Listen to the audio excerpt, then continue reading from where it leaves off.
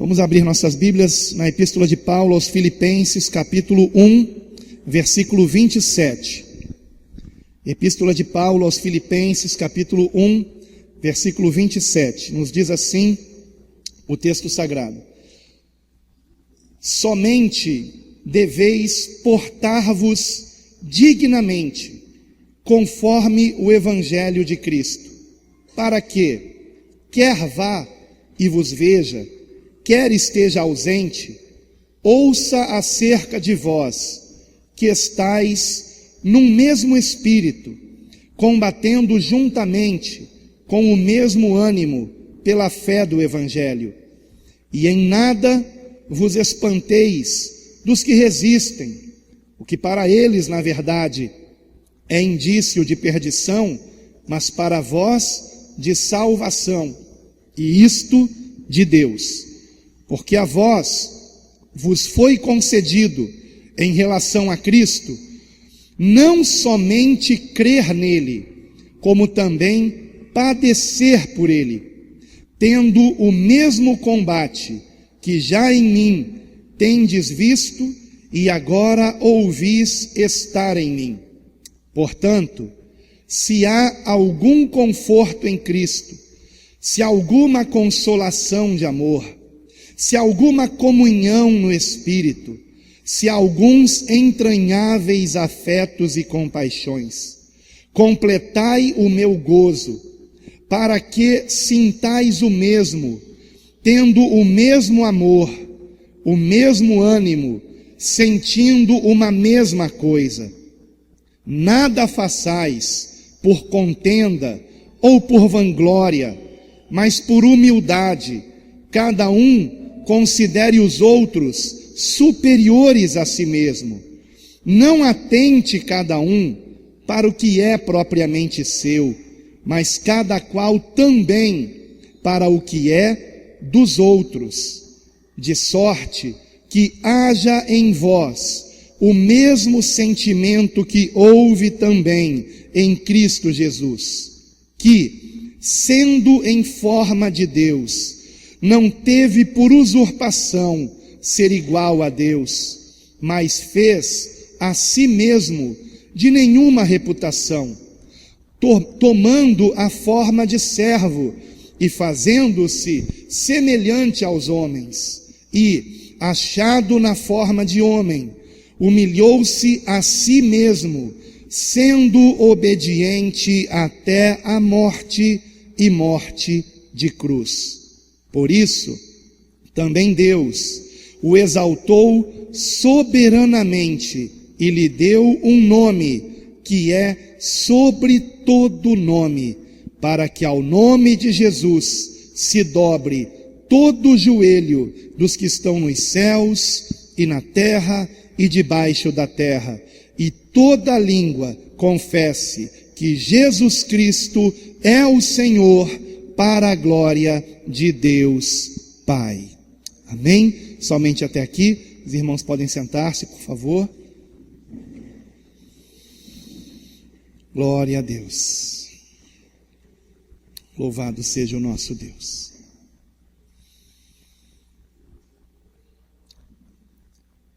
Algumas epístolas de Paulo, como vocês sabem, epístola é uma palavra não muito utilizada na língua portuguesa, não é uma palavra do popular, diário. Nós não usamos essa palavra a não ser para os livros bíblicos como este aqui, que é a carta de Paulo aos Filipenses, e a palavra epístola significa exatamente isso, uma carta, uma carta. As epístolas são as cartas que os apóstolos escreveram às igrejas, para orientá-las, e que foram preservadas pelo poder de Deus, porque somente o Espírito Santo de Deus, para fazer com que esses textos fossem preservados numa época em que não havia gráfica, em que não havia copiadora, eles eram copiados à mão, e manuscritos muito antigos, fragmentos de manuscritos, de papiros antigos, confirmam que os manuscritos que foram copiados e recopiados ao longo dos séculos foram preservados com exatidão. As pequenas diferenças que haviam entre os manuscritos não chegavam a ser diferenças doutrinárias, nem mesmo as diferenças entre o chamado texto majoritário e o texto crítico, mas diferenças pequenas que, ao longo do texto completo, não chegavam a ser diferenças que impedissem alguém de se converter a Cristo, por exemplo. Eu, por exemplo, me converti a Cristo lendo o Novo Testamento, que na época era dado gratuitamente nas igrejas, que na capa vinha escrito: o mais importante é o amor. Alguém chegou a ter esse Novo Testamento, o mais importante é o amor, na capa escrito, né? Vocês perceberam que só os acima de 35 anos de idade que levantaram a mão, né? Então, porque isso aí é coisa da década de 80, né? Então,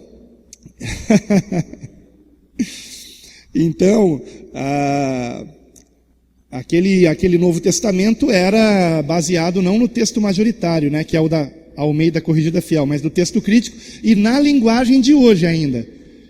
E na linguagem de hoje. E foi o bastante para eu reconhecer a Jesus Cristo como meu único Senhor e Salvador. Então, o que eu quero me focar aqui é no fato de que esta é uma carta que Paulo escreveu, e que ele escreveu, como todas as outras cartas que são as epístolas, direcionada à igreja. E se o Espírito Santo fez com que esta carta chegasse aos nossos dias, há um propósito nisso. Estes conselhos continuam sendo os conselhos para a igreja de hoje, para a igreja do nosso tempo. E o mais significativo é que esta carta aqui, a epístola de Paulo aos Filipenses, ela é conhecida como a epístola da alegria, do regozijo. Por quê?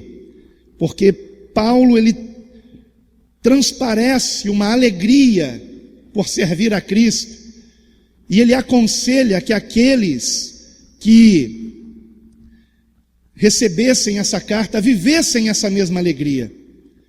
E o que mais impressiona é que, apesar desta ser a epístola da alegria, ela foi escrita no cárcere. Ela foi escrita de dentro de uma prisão, sem dúvida nenhuma fria, suja, mal cheirosa,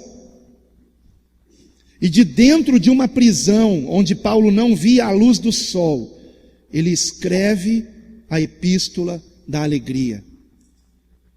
E nesse trecho desta epístola, Paulo lembra a igreja do Senhor, a igreja que ele pastoreava em Filipos.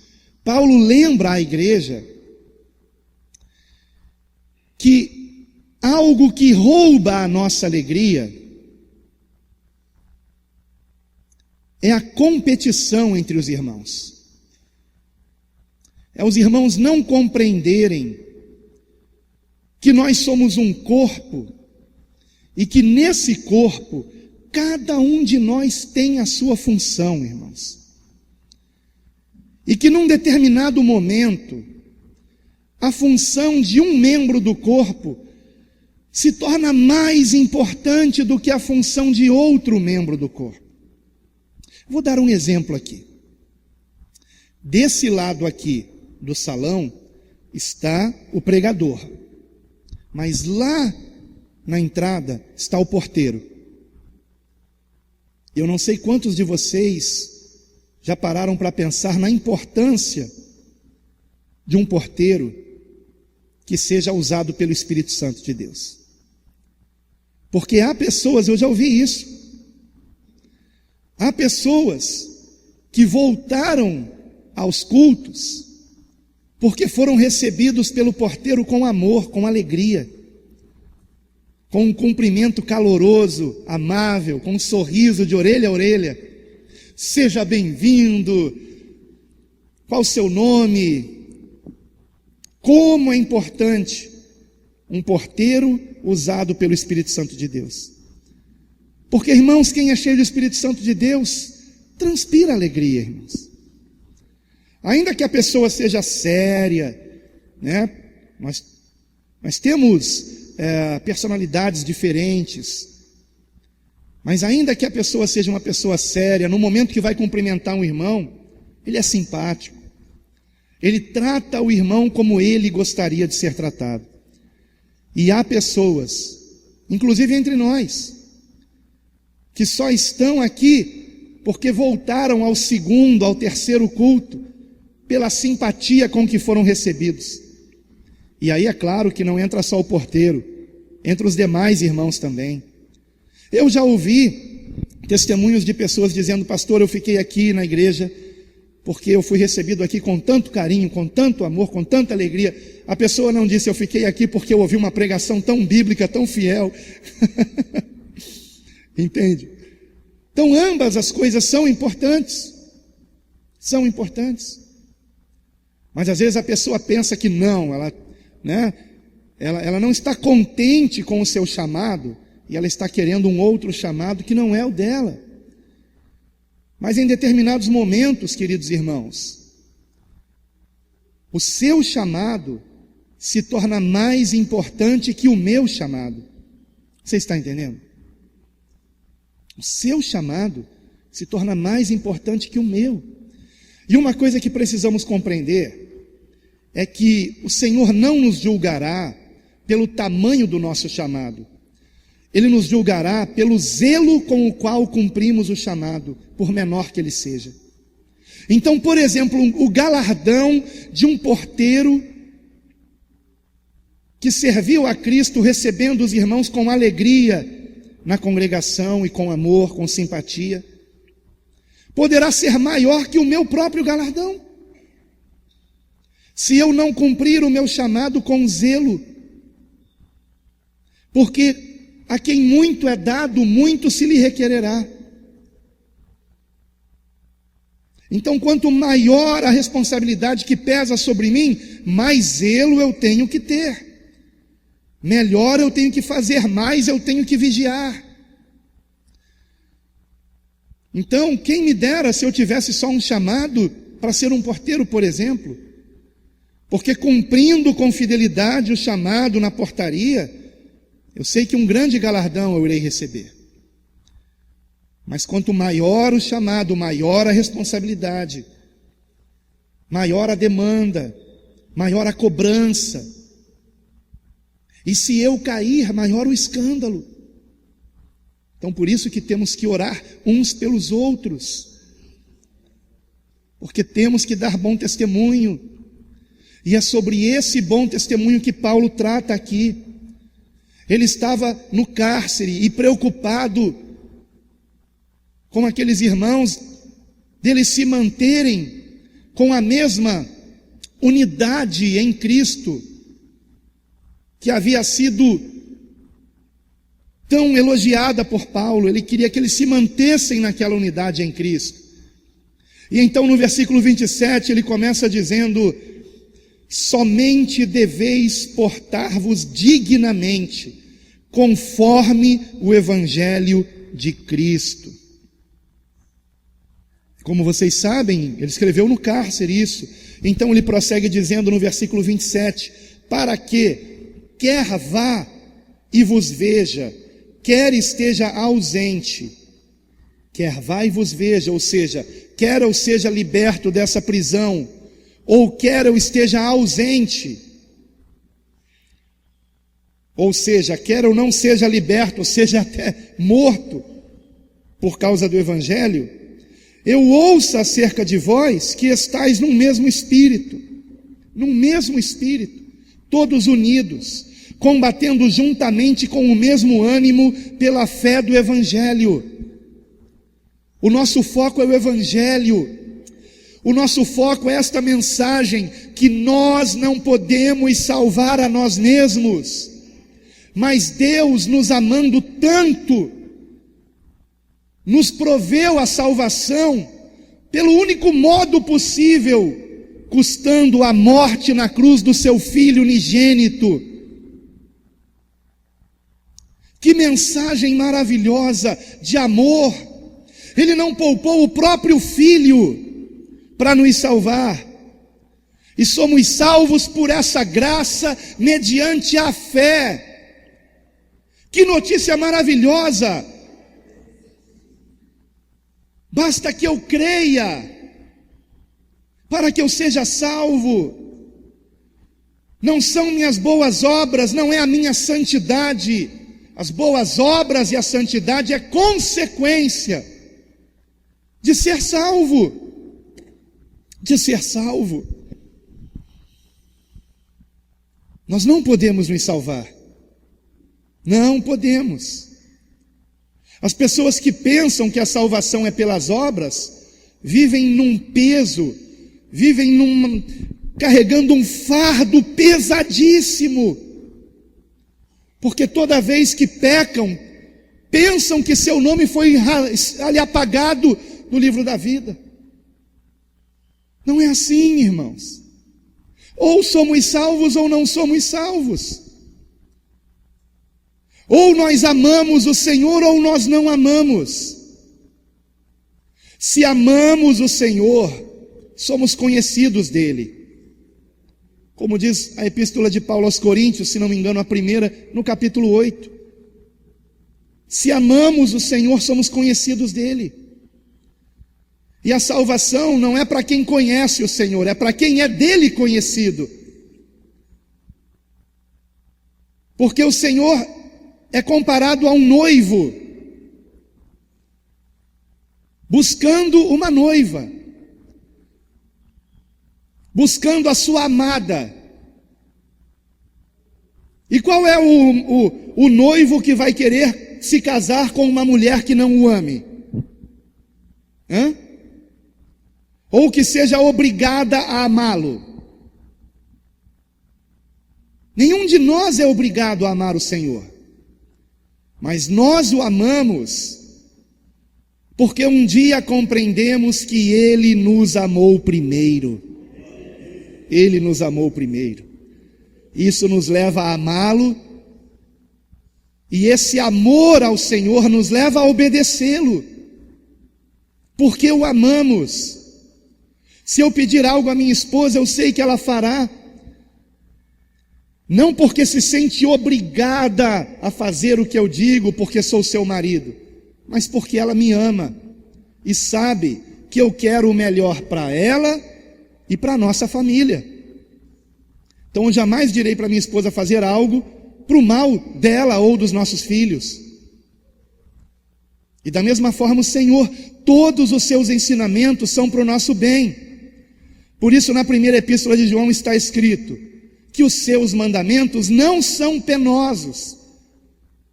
Não são penosos. Por que não são? Porque compreendemos que Ele nos ama e que Ele quer o melhor para nós. Então por isso eu não vou mais andar no pecado, porque eu não sou louco. Eu sei que o pecado fará mal primeiramente a mim, e depois também aos meus familiares e até mesmo a toda a igreja.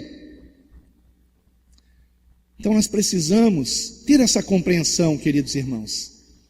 Ter a compreensão de que o alvo é o Evangelho, o foco é o Evangelho, e que nós temos, como diz o final do versículo 27, temos que combater juntamente, com o mesmo ânimo, com alegria, pela fé do Evangelho, pela fé da boa nova, que é a graça de Deus. Aleluia, aleluia. Agora é claro que se alguém, mesmo tendo conhecido o Senhor, se apartar dele, se afastar dele, esta pessoa está salva? É claro que não. A salvação é um caminho, irmãos. Por isso que os primeiros cristãos eram chamados de os do caminho. Os do caminho. Você encontra esse caminho no livro de Atos, por exemplo, com C maiúsculo. Esse caminho é Cristo. Então, por exemplo, já usei essa ilustração várias vezes, eu tenho até que mudar de cidade, né? Mas a gente sabe que para a gente ir do Rio a São Paulo, o melhor caminho, não vou dizer que é o único, mas é o melhor, mas digamos que fosse o único, é a Via Dutra, a rodovia Presidente Dutra. Agora, se eu saio desse caminho, eu chego na capital paulista? Não. Se eu saio desse caminho, por exemplo, na saída 22, eu chego em Cruzeiro. Estão entendendo? Agora, se eu permaneço no caminho, eu chego na vida eterna. Se eu permaneço em Cristo. Então nós temos que permanecer amando o Senhor. E por isso nós temos que conhecer e prosseguir em conhecer o Senhor a cada dia. Por quê? Porque quanto mais eu conheço Jesus, mais eu o amo. Mais eu o amo. Quanto mais eu conheço a Cristo, quanto mais eu medito na palavra, mais eu fico maravilhado. Mais eu vejo a sua beleza, a sua grandeza, o seu poder e a sua misericórdia, a sua graça, o seu cuidado conosco, irmãos. Agora, esse amor a Cristo pode nos levar a padecermos como Paulo, a estarmos até um dia presos como Paulo.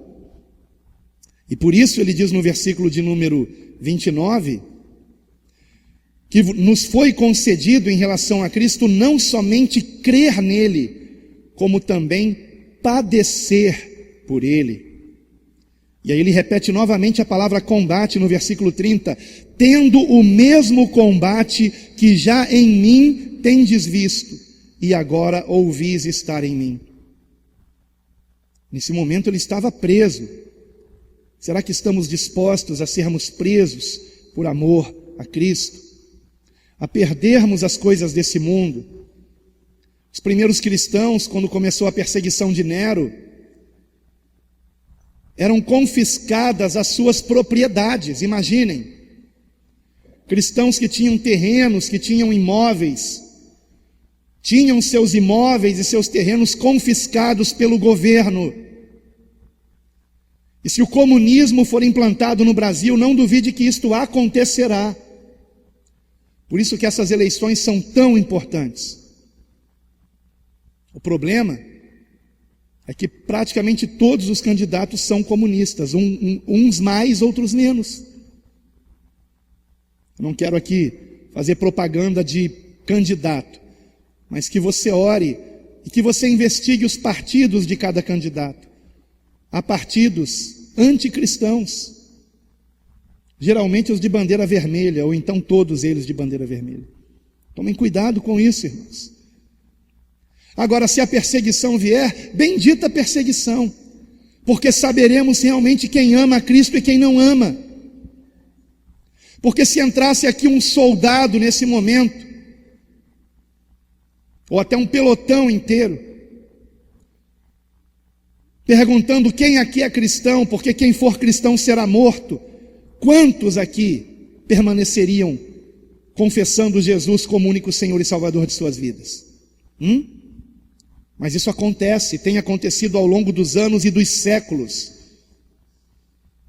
Isso tem acontecido hoje em países onde os cristãos são perseguidos. Então a questão é, nós amamos o Senhor?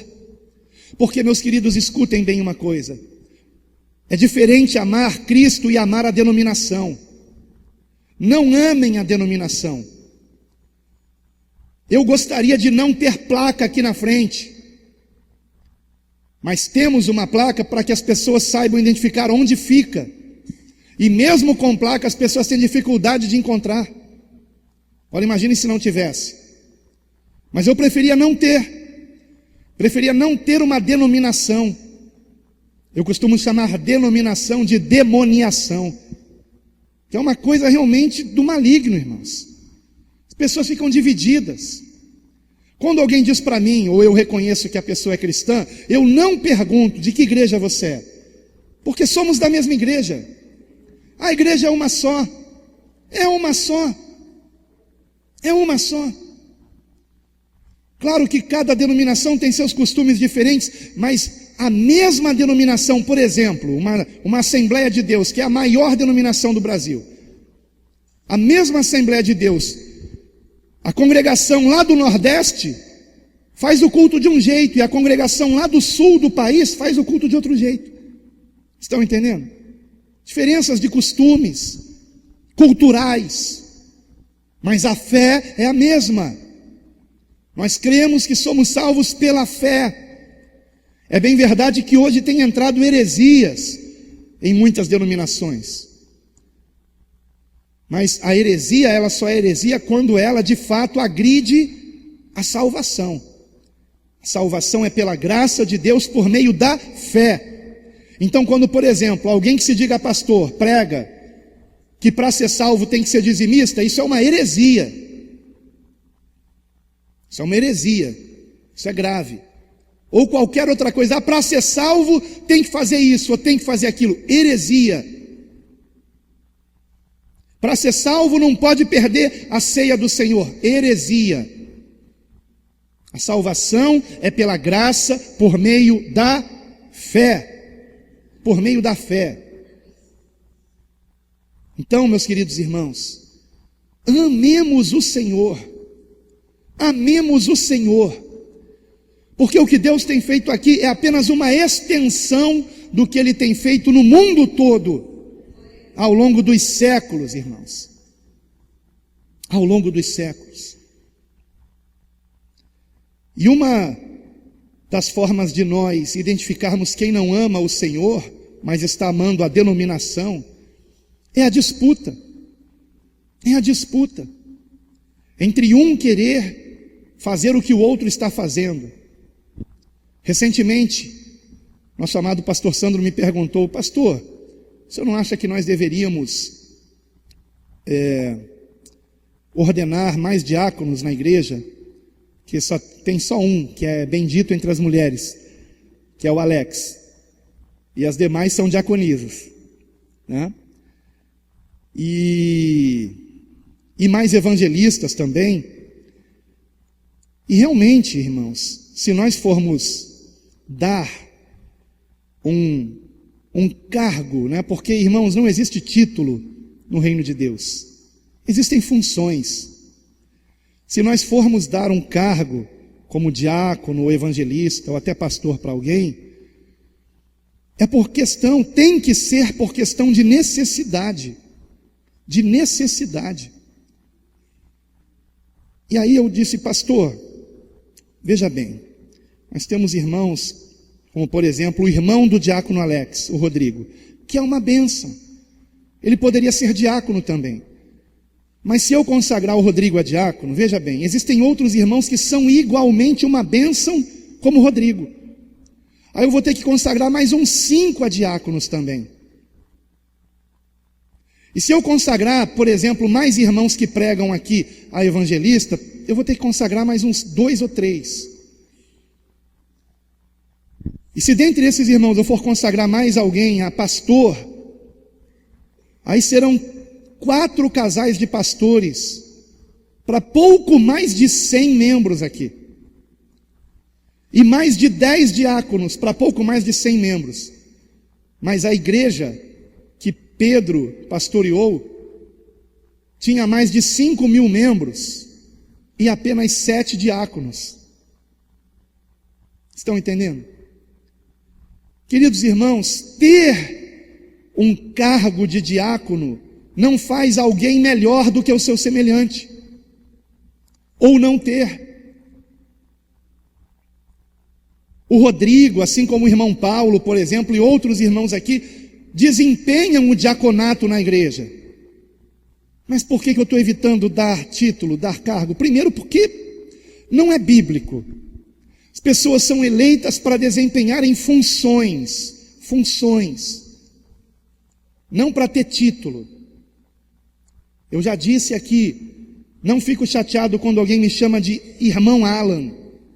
Pelo contrário, por mim, todos nós aqui seremos chamados assim.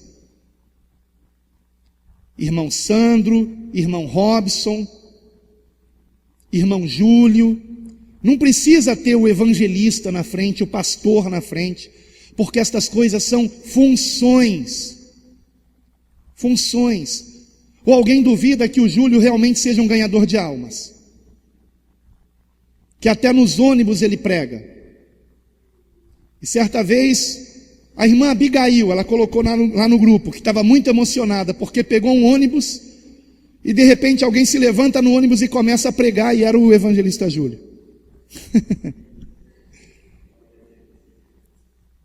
Não foi ela, Júlio? Estava lá. Ele não pregou porque ela estava lá. Talvez não tenha nem se visto ali no ônibus. Ele pregou porque o propósito dele era pregar naquela viagem.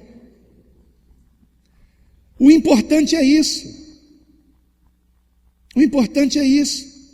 Só que, irmãos, quando nós começamos a achar que o que alguém está fazendo é para aparecer, quem somos nós para julgar essa pessoa? Quem somos nós para julgar essa pessoa? Deus é que sabe se o evangelismo que o Júlio faz, ou se as pregações que eu trago aqui, ou que o pastor Sandro traz, os seus estudos bíblicos, são para nós aparecermos, ou se é para a glória de Deus. Porque o coração do homem, queridos irmãos, só Deus conhece. Só Ele conhece, irmãos. E temos que parar de julgar uns aos outros. Temos que vigiar nisso, irmãos.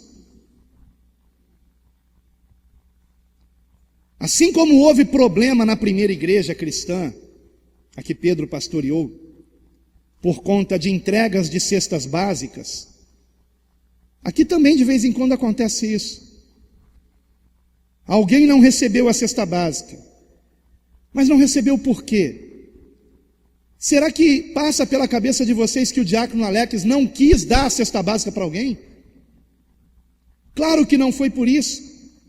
Talvez ele não tenha vindo naquele culto. Ou então talvez a pessoa a quem ele tinha que entregar a cesta básica não veio naquele culto. Existe, por exemplo, uma cesta básica guardada lá no meu gabinete, ou no nosso gabinete, que aqui tudo é nosso, irmãos, que está guardada lá no gabinete, porque a pessoa que tem que pegar a cesta básica veio aqui um culto, não pegou, no culto que tinha que pegar não veio e não tem vindo. Agora eu vou passar para outra pessoa? De jeito nenhum, porque se eu passar, depois vai se levantar aqui uma intriga. A irmã não recebeu a cesta básica, mas não sabem vocês que desde o dia 15 do mês passado a cesta está aqui, e a pessoa não quis pegar. Ótimo, não está precisando, mas tem que me avisar, pastor, não estou precisando, o senhor pode passar para outra pessoa. Eu não sou adivinho, irmãos. Agora, o que não pode acontecer é a maledicência, é nós pensarmos o mal do próximo. Isso tem que ser combatido, irmãos. Nós temos que morrer para o nosso eu tem que estar morto. Nós não somos Deus, nós não sabemos o que se passa no coração dos irmãos. Ah, você deu um sorriso, cumprimentou o irmão não te deu um sorriso.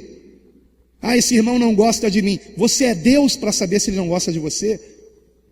Ele pode estar com uma dor de cabeça, ele pode estar com uma dor de estômago, ele pode estar com uma terrível dor na coluna, ele pode não estar num bom dia.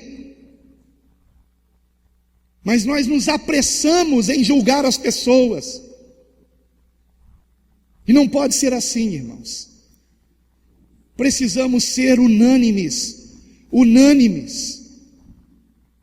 Termos o mesmo pensamento.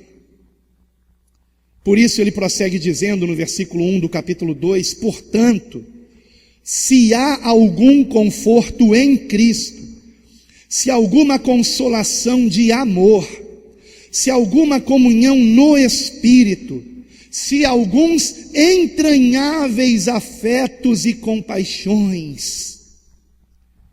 O amor que temos que sentir uns pelos outros tem que vir daqui, de dentro, das nossas entranhas. Estão entendendo o que Paulo quer dizer? Completai o meu gozo, ou seja, a minha alegria, para que sintais o mesmo, tendo o mesmo amor, o mesmo ânimo, sentindo uma mesma coisa. Nada façais por contenda, ou seja, para competir com alguém, ou por vanglória, para receber elogios, aplausos, nada. Isso tem que ser extirpado, eliminado completamente. Mas por humildade, cada um considere os outros superiores a si mesmos. Tenho que olhar para o meu próximo e considerá-lo superior a mim mesmo. Este é um exercício que temos que fazer diariamente. Diariamente, não importa quem seja. Trate-a como você gostaria de ser tratado, e todos querem ser bem tratados. Não é verdade? Todos querem ser bem tratados. Então vamos tratar bem o próximo. Não somos melhores, não somos. Não somos. Não atente cada um para o que é propriamente seu, mas cada qual também para o que é dos outros. Porque nada aqui é realmente meu ou seu. Tudo aqui é de Deus. Tudo aqui é de Deus e Ele nos permite usar. Ele nos permite usar. Versículo 5, de sorte que haja em vós o mesmo sentimento que houve também em Cristo Jesus. É interessante que quando nós começamos esse texto apenas pelo versículo 5, a impressão que dá é que estamos numa aula de teologia, falando sobre a divindade de Cristo e a sua humanidade. Sendo Deus, se fez homem e depois recebeu a glória de Deus. Mas nós nos esquecemos que isso aqui está dentro de um contexto. E quando nós lemos o que vem a partir do versículo 5, dentro desse contexto, nós percebemos onde Paulo quer chegar. Ele nos dá o exemplo daquele que tem e eternamente terá o nome que é sobre todo nome. E como eu expliquei aqui no domingo passado pela manhã, quando Paulo diz o nome, ele quer dizer a pessoa, o ser humano, que pelo Pai foi exaltado acima de qualquer outro ser humano. E que toda língua, seja no céu, na terra ou debaixo da terra, terá que confessar como Senhor eternamente. Esta pessoa que é Cristo, que tem que ser exaltado. Não a mim, não a você, mas a Ele toda a glória. A Ele toda a glória. A nenhum de nós a glória. A nenhum. Mas enquanto nós não compreendermos isso, que aquele que tem toda a glória nos céus, na terra e debaixo da terra, mesmo sendo semelhante a Deus, como diz aqui o versículo de número 6, ele não teve por usurpação ser igual a Deus. Muito pelo contrário. Veja o que diz aqui o versículo 7. Mas fez a si mesmo de nenhuma reputação. E é o que nós temos que fazer a nosso respeito. Não nos considerarmos alguém. Não nos considerarmos os tais. Estou começando a falar por mim mesmo, ok? Essa palavra é para mim primeiro. Não sou melhor do que ninguém. Não sou melhor do que ninguém. Não sou, irmãos. Quando alguém diz assim, pastor, o seu canal no YouTube, o senhor já viu quantos mil inscritos? Daqui a pouco chega a 100 mil inscritos. Sabe o que eu penso? Que diante de 200 milhões de brasileiros, 200 mil inscritos, não é nem 0,0001%. Ou 100 mil inscritos, melhor dizendo. Estão entendendo, irmãos? E ainda que um dia eu chegasse a ser conhecido por todos os brasileiros, quem é que está sendo conhecido? Não sou eu, não. Eu sou apenas uma casca, eu sou apenas um barro, um vaso. O que as pessoas estão conhecendo é a palavra de Deus. A glória para o Senhor.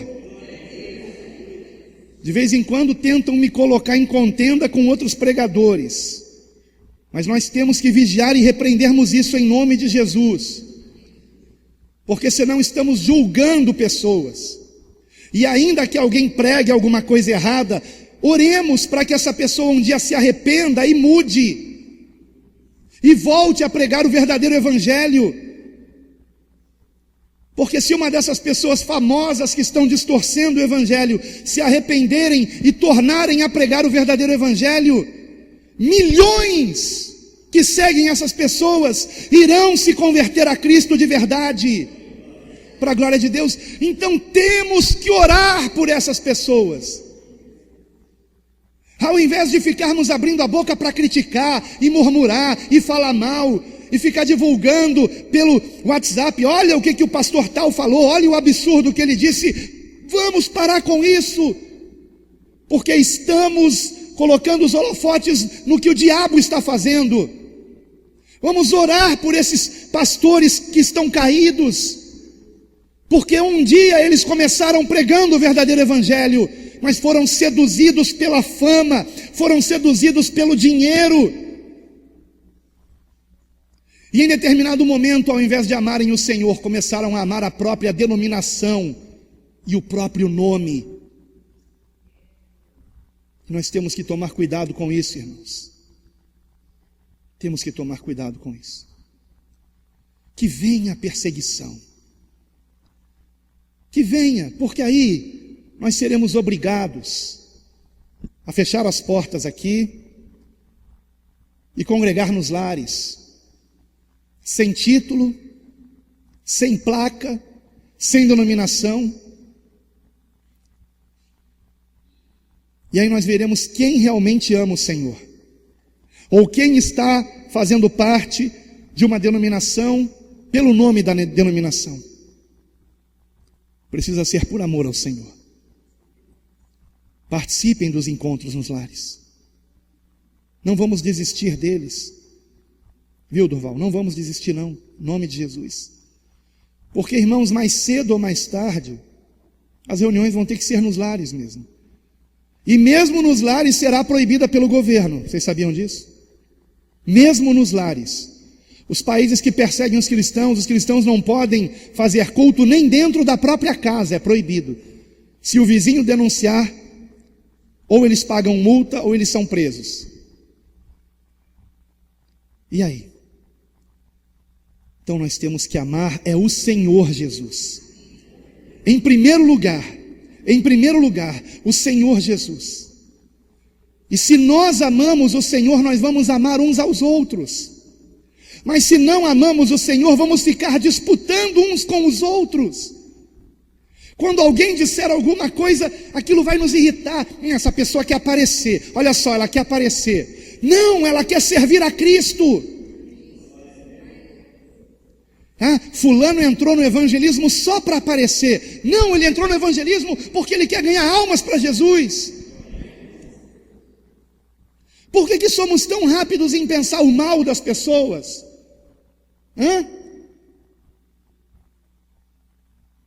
Vocês não veem eu publicando no grupo de WhatsApp as minhas pregações, vocês veem? Eu publico as pregações dos outros. Sabe por quê? Para que ninguém diga: o pastor Alan está se autopromovendo. Eu não poderia ter uma página no Facebook para promover minhas pregações, mas não tenho. O Espírito Santo mandou: tira, sai do Facebook. E cancelei tudo no Facebook, já tem anos isso. Mas mesmo assim, existem aqueles que pensam que eu quero me promover. Eu só entrego isso nas mãos de Deus, porque do meu coração só Deus conhece. Só Deus conhece. Agora, é a palavra que está sendo propagada, irmãos. É a palavra, irmãos. É a palavra. Ela tem que ser propagada. Ontem eu preguei lá na igreja em Itaboraí, e o irmão Adriano, ele tinha lá tripé e um celular para filmar a pregação. E eu disse: irmão Adriano, por que você não filma todas as pregações? Eu filmo muitas pregações, eu filmo. Que maravilha, você tem uma página no YouTube? Sim, eu tenho uma página no YouTube. Que maravilha, meu irmão, então eu vou colocar uma playlist lá das pregações na página da nossa igreja, como eu fiz com o pastor Isaac Morgado. Ele tem um canal no YouTube com o nome dele, Isaac Morgado, e lá as pregações dele estão sendo publicadas. E nós criamos uma playlist na página da nossa igreja com as pregações da Igreja Bíblica Cristã em Cruzeiro. E assim eu quero fazer com a igreja de Itaboraí também. E aí o Adriano me mostrou a página e disse: sim, pastor, só que todas as pregações aqui estão restritas, só eu posso ver.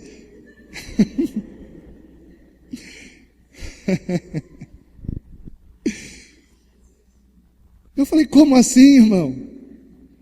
Pastor, sou muito vergonhoso, pastor. Não foi isso que você falou? Mais ou menos isso.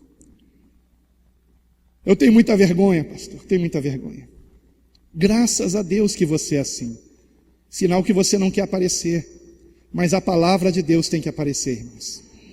Como disse Jesus, não se acende uma candeia para se colocar debaixo do alqueire, mas no mais alto da casa, para iluminar a todos. A luz tem que ser propagada, irmãos. Então, temos que aprender a conviver com isso. Adriano, quando você colocar lá as pregações, seja obediente ao Espírito Santo, publique todas elas, deixe lá para todo mundo que quiser ver e ser abençoado, irmão. É inevitável, Adriano, que apareçam pessoas para dizer por trás de você que você quer aparecer. Mas Deus conhece o teu coração. Deus sabe que você não é assim. Deus sabe que você quer transferir para Ele toda a glória, irmão. Então, meu irmão, vamos brilhar, irmãos, Cristo, brilhar Cristo e termos sempre o mesmo sentimento que houve em Cristo Jesus, o mesmo sentimento que houve também em João Batista. Ontem eu preguei sobre João Batista. Deus colocou no meu coração uma palavra sobre João Batista, antes do pastor Sandro começar a pregar sobre João Batista. E aí, quando o pastor Sandro começou a pregar sobre João Batista e ainda disse que teria uma segunda parte, eu falei: bom, e agora? E aí eu entendi que a palavra que Deus tinha me dado era para a igreja lá de Itaboraí, e preguei ontem lá. E graças a Deus foi filmado, então vai estar aí na internet também.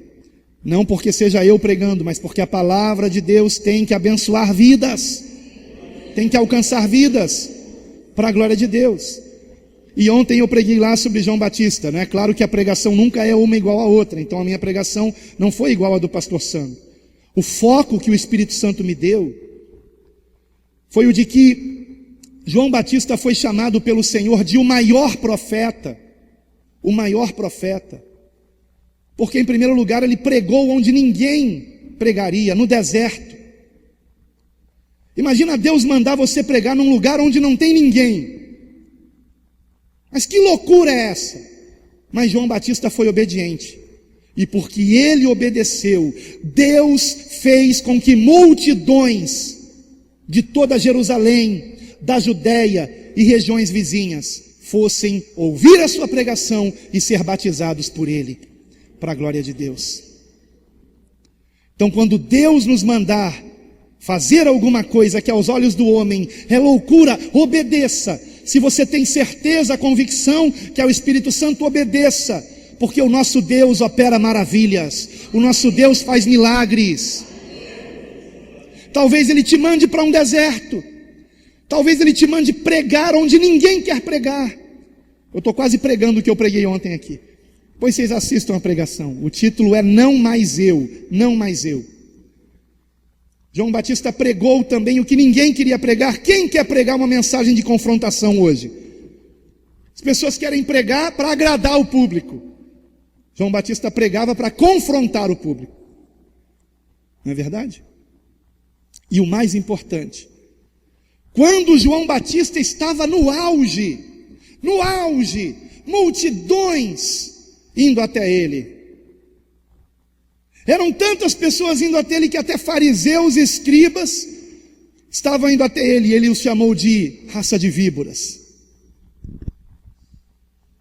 quando ele estava no auge, irmãos, ele decidiu sair de cena. Ele decidiu sair de cena.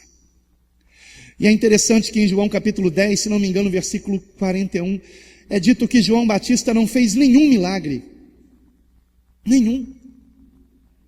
Ele não curou doentes. Ele não orou para que chovesse ou para que parasse de chover e parou de chover ou choveu. Ele não abriu o mar. Ele não ressuscitou mortos. Mas nós vemos profetas fazendo isso no Antigo Testamento, operando grandes sinais, mas João Batista não operou nenhum grande sinal. No entanto, Jesus disse a respeito dele: dentre os nascidos de mulher, não houve profeta maior que João Batista. Meu Deus, hoje há tantos querendo realizar milagres, proezas, querendo ser usados por Deus para fazer curas extraordinárias.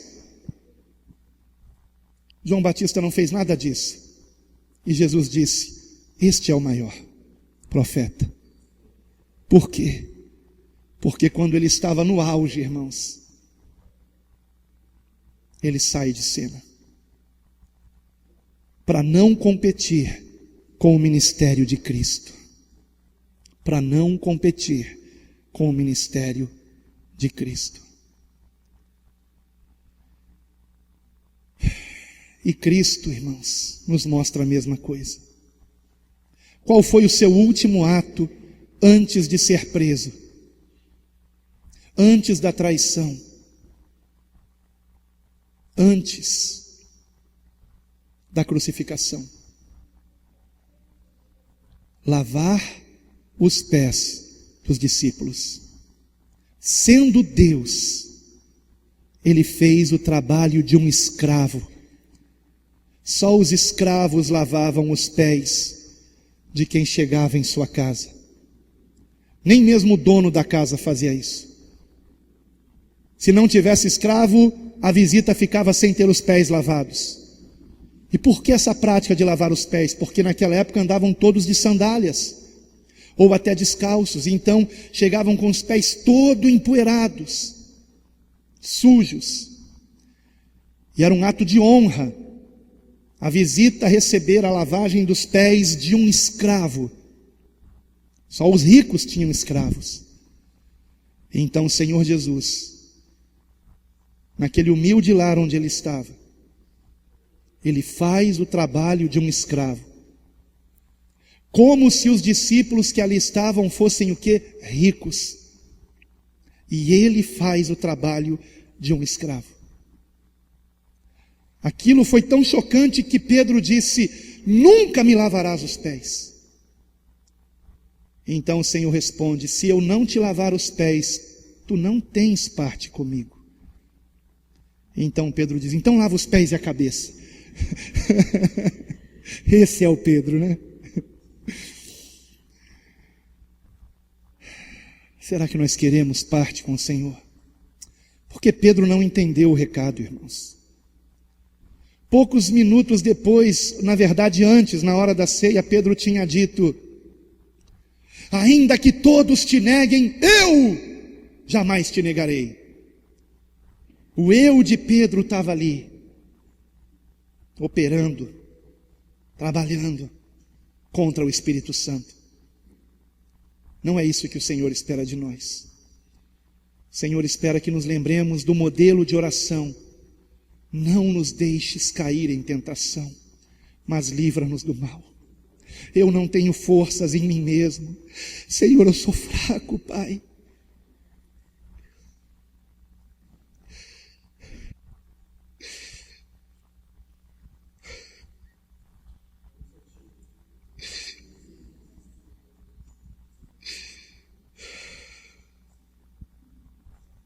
Não me deixe cair em tentação. Não me deixe cair em tentação. Vamos orar, irmãos. Vamos orar.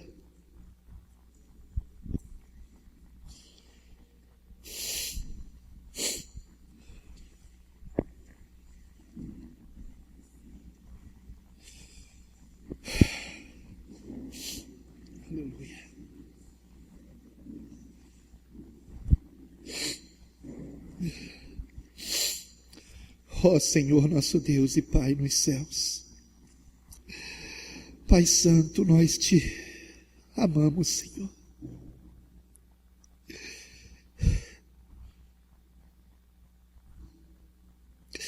Perdoa-nos se em algum momento não te demos glória. Perdoa-nos se em algum momento